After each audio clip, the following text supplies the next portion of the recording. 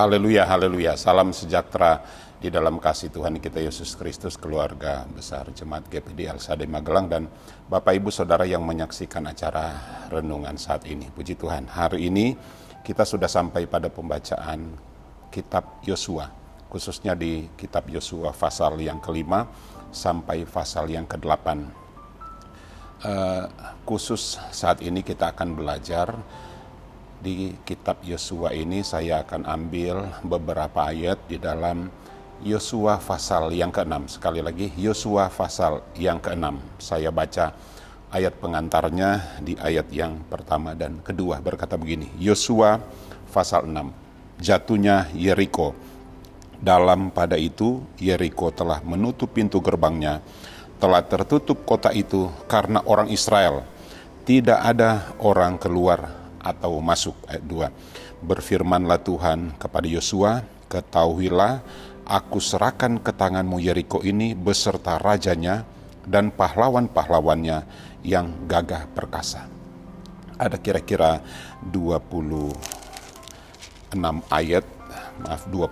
ayat di dalam Yosua pasal yang ke-6 ini, cerita tentang khususnya rubuhnya tembok Yeriko. Tentu cerita ini tidak asing bagi kita. Kita sudah sering mendengar tema-tema tentang cerita ini. Ada yang memberi tema kuasa melalui puji-pujian.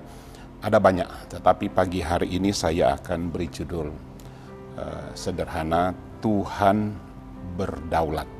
Jadi kedaulatan Tuhan, kekuasaan Tuhan.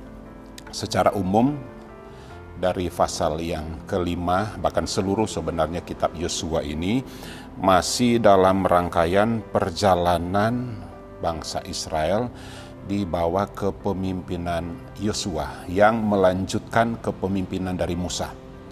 Yosua memimpin orang Israel itu sampai masuk ke tanah perjanjian, sekalipun ada banyak atau ada satu generasi yang tidak bisa masuk ke tanah perjanjian karena persungutan mereka, perbantahan mereka, dan hal-hal yang mereka lakukan selama berada di padang gurun. Yosua dan Kaleb, sebenarnya ada satu juga yang sering dilupakan, Imam Eleazar, yang masuk ke tanah perjanjian. Jadi ada 3 orang yang penting, Yosua, Kaleb, dan Imam Eleazar. Ingat, perjalanan orang Israel itu tidak bisa lepas dari peran seorang imam. Jadi sampailah mereka ke tanah perjanjian. Tetapi sekalipun masih sudah hampir dekat, bahkan sudah berada di tanah perjanjian, peperangan masih tetap dialami oleh bangsa Israel, khususnya dalam kepemimpinan Yosua ini. Mari kita lihat dengan singkat beberapa penjelasan tentang tembok Yeriko ini. Saya mendapat beberapa referensi. Tembok Yeriko ini kira-kira ada beberapa tafsiran. Ada yang 18 meter, ada yang 24 meter. Tetapi lebih banyak komentator Alkitab berkata bahwa tembok Yeriko itu kira-kira tingginya 14 meter. 14 meter. Lebarnya 6 meter. Tentu ini satu tembok yang luar biasa. Dan Yeriko itu, atau tembok Yeriko itu, ada penunggunya. Penunggunya bernama Dewa Kamos. Dewa Kamos artinya ada dewa yang ada di tembok Yeriko itu, sehingga kota Yeriko waktu itu sangat mustahil untuk dikalahkan, sangat sulit, bahkan tidak mungkin untuk dikalahkan oleh siapapun. Jadi Yeriko menjadi kota yang sangat aman karena dengan situasi dan kondisi yang ada. Menjadi pelajarannya bagi kita tentu tidak berbeda jauh. Mungkin ada di antara kita yang hari-hari ini menghadapi kemustahilan. Percaya atau tidak, diakui atau tidak, kita pun sebagai orang percaya kadangkala diperhadapkan kepada satu hal yang mustahil. Kalau dipikir, kalau diingat, kalau dihitung dan lain sebagainya tidak mungkin. Ada banyak hal yang tidak mungkin. Kota Yeriko di pemandangan Yosua dan orang Israel itu sulit, tidak mungkin untuk dikalahkan. Tetapi yang mustahil bagi Yosua dan bangsa Israel tentu tidak mustahil bagi Tuhan. Setebal apapun, ya, tebal 6 meter, tinggi 14 meter, ini satu hal yang luar biasa. Tetapi sekali lagi sesuai dengan tema yang saya beri saat ini, Tuhan berdaulat, Tuhan berkuasa, Allah kita, Allah El Shaddai, tidak ada Allah yang sama seperti Dia. Melalui peristiwa ini kita juga dapat melihat pelajaran bahwa Yosua dan bangsa Israel dapat membuktikan, sekali lagi Yosua dan bangsa Israel dapat membuktikan bahwa Allahnya orang Israel adalah Allah yang berkuasa. Ini penting bagi kita. Kita pun harus punya pandangan seperti itu. Allah kita di dalam Tuhan Yesus Kristus adalah Allah yang berkuasa, Allah yang berdaulat. Sekali lagi sangat penting ternyata bagi kita dalam kita menghadapi persoalan. Pandangan kita memang masalah besar, tapi kita harus berkata, Tuhanku lebih besar. Jangan kita datang kepada Tuhan, Tuhan masalahku besar. Mari kita punya pandangan yang baru. Masalah Tuhanku besar, itu yang harus ada di dalam kehidupan kita. Ada beberapa perenungan, beberapa poin yang saya catat di sini dalam pembacaan Yosua pasal yang ke-6 ini. Yang pertama, berperang dan mengalahkan Yeriko adalah janji Tuhan. Berperang itu harus, tapi lebih penting lagi adalah mengalahkan Yeriko. Sebab itu sudah dijanjikan Tuhan. Ingat Kejadian pasal 12, Allah berjanji kepada Abraham, aku akan memberikan kepadamu tanah yang luar biasa. Ada daftar di sana, berlimpah susu madu, subur dan lain sebagainya, ternak, dan kamu akan diam di sana. Jadi berperang dan mengalahkan Yeriko adalah penggenapan dari janji Allah. Menggenapi janji Allah. Berperang penggenapan janji Allah, tetapi menang itu juga janji Allah bagi orang yang percaya kepada Tuhan. Ayub pasal 7 sudah sering juga kita dengar berkata begini, bukankah manusia hidupnya harus bergumul, hari-harinya bergumul. Jadi tidak berbeda jauh dengan Yeriko, Yosua dan orang-orang yang ada saat itu, bangsa Israel. Mereka harus berperang. Peperangan, masalah tidak bisa kita hindari, harus kita hadapi. Sebab itu juga penggenapan janji Tuhan. Hidup kita harus bergumul, tapi kemenangan itu Tuhan janjikan bagi kita. Ada saja yang terjadi hari-hari ini. Sekalipun mungkin kita sudah memperkirakannya, tetapi tetap saja ada yang di luar prediksi atau jangkauan pikiran kita yang sulit kita kendalikan. Tetapi Tuhan berjanji juga dalam Ibrani pasal 13, aku sekali-kali tidak akan membiarkan engkau, ayat 5 dan 6. Roma pasal 8 ayat yang ke-37 luar biasa. Kita ini lebih dari pemenang. Sekali lagi, lebih dari pemenang. Efesus pasal 6 ayat yang ke-10, hendaknya engkau kuat di dalam kekuatan kuasanya. Dan itu yang dialami oleh Yosua. Yosua dan bangsa Israel berperang, tetapi Tuhan pun berjanji memberikan kemenangan kepada mereka.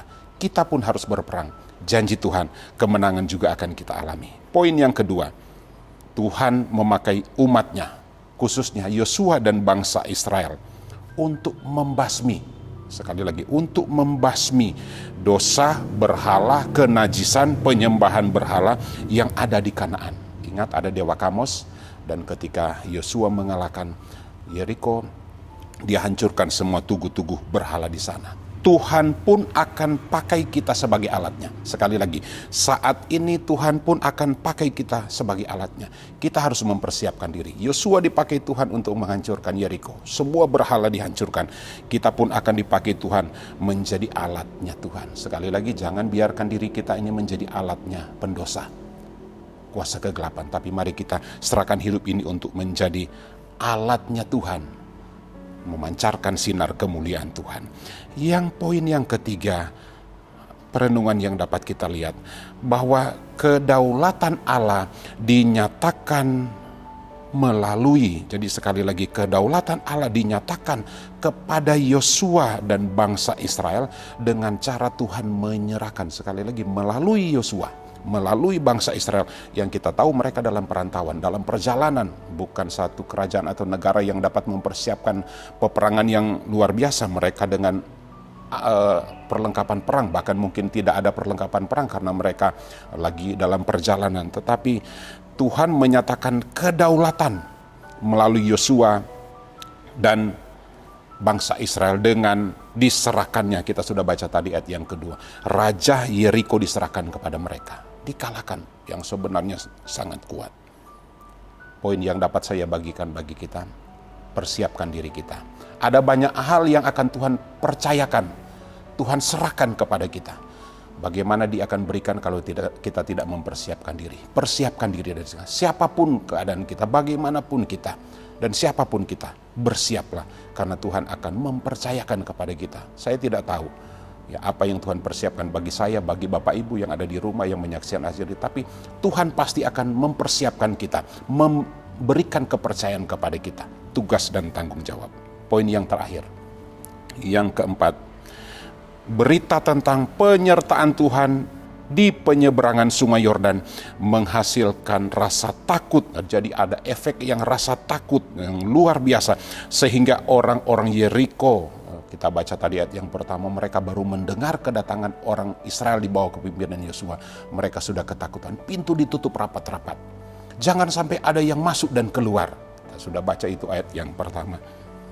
Pengalaman kita, ini pelajaran dan perenungannya.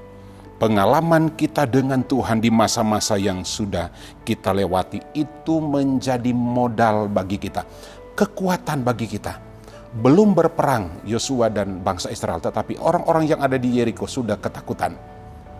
Peperangan mungkin yang kita hadapi, mungkin kita tidak tahu apa yang dialami oleh musuh-musuh kita. Ya, kita ingat musuh-musuh kita kuasa kegelapan dan lain sebagainya. Pengalaman kita dengan Tuhan di masa-masa yang lalu menjadi modal bagi kita, menjadi kekuatan bagi kita untuk menghadapi apa saja peperangan yang ada di hari-hari ini, besok, dan selanjutnya. Yosua dan bangsa Israel bisa mengalahkan Yeriko bukan dengan kekuatan perangnya. Saya mencatat satu kalimat di sini, tetapi ketaatan kepada perintah Tuhan. Sekali lagi, mereka tidak punya modal perang, tidak punya kekuatan persenjataan, tetapi mereka punya ketaatan terhadap firman Tuhan. Yosua, Bapak Ibu bisa baca Yosua pasal 6 ayat 3-5. Di sana ada beberapa kata haruslah ini. Haruslah itu apa? Yang pertama, haruslah mereka mengelilingi 1 kali 1 hari. Dan itu dilakukan selama 6 hari. Mereka harus mengelilingi 1 kali 1 hari. Tetapi pada hari yang ke-7 mereka harus mengelilingi 7 kali. Dan imam yang membawa trompet itu harus meniupkan sangkakala, meniupkan sangkakala dengan tandanya panjang. Dan orang-orang Israel itu harus berseru, berteriak. Tentu mereka berseru dan berteriak di dalam nama Allah mereka, melawan Allah yang ada di Kanaan atau Yeriko saat itu. Dan ketika hal itu dilakukan, dikatakan tembok Yeriko runtuh. Saya akan baca Yosua pasal 6 ayat 20-21. Lalu bersoraklah bangsa itu sedang sangkakala ditiup. Segera sesudah bangsa itu mendengar bunyi sangkakala, bersoraklah mereka dengan sorak yang nyaring. Maka runtuhlah tembok itu. Lalu mereka memanjat ke dalam kota masing-masing langsung ke depan dan merebut kota itu. Ayat yang 21. Mereka menumpas dengan mata pedang segala sesuatu yang dalam kota itu, baik laki-laki maupun perempuan, baik tua maupun muda, sampai kepada lembu, domba, dan keledai. Semua dikalahkan, dihancurkan. Demikian juga kehidupan kita, biar dengan apa yang kita hadapi hari-hari ini. Ada janji firman Tuhan, Keluaran pasal 14 ayat yang ke-14. Kamu akan menang, kamu akan berperang, kamu akan diam saja, kamu akan diam dan Tuhan yang akan berperang, Tuhan yang akan memberikan kemenangan. Itu dialami oleh Yosua dan orang-orang Israel yang ada saat itu. Puji Tuhan, Tuhan memberkati kita di sepanjang hari ini. Mari kita berdoa. Haleluya. Kiranya seluruh bumi bersorak-sorai bagi Engkau ya Tuhan Allah. Bermasmurlah tentang kemuliaan nama-Mu, memuliakan-Mu dengan puji-pujian. Betapa dahsyatnya segala pekerjaan-Mu. Oleh sebab kekuatan-Mu yang besar, musuh-Mu tunduk kepadamu. Seluruh bumi sujud menyembah kepadamu dan bermasmur bagimu. Terima kasih. Dan janji firman Tuhan itu pasti digenapi kepada kami generasi-generasi di hari-hari ini. Kemenangan dari Tuhan menjadi bagian kami, sekalipun harus didahului dengan berperang. Tuhan tolong kuatkan kami semua, sehingga janji Tuhan itu tergenapi dalam hidup kami. Di dalam nama Tuhan Yesus Kristus kami berdoa mengucap syukur. Haleluya, haleluya. Amin.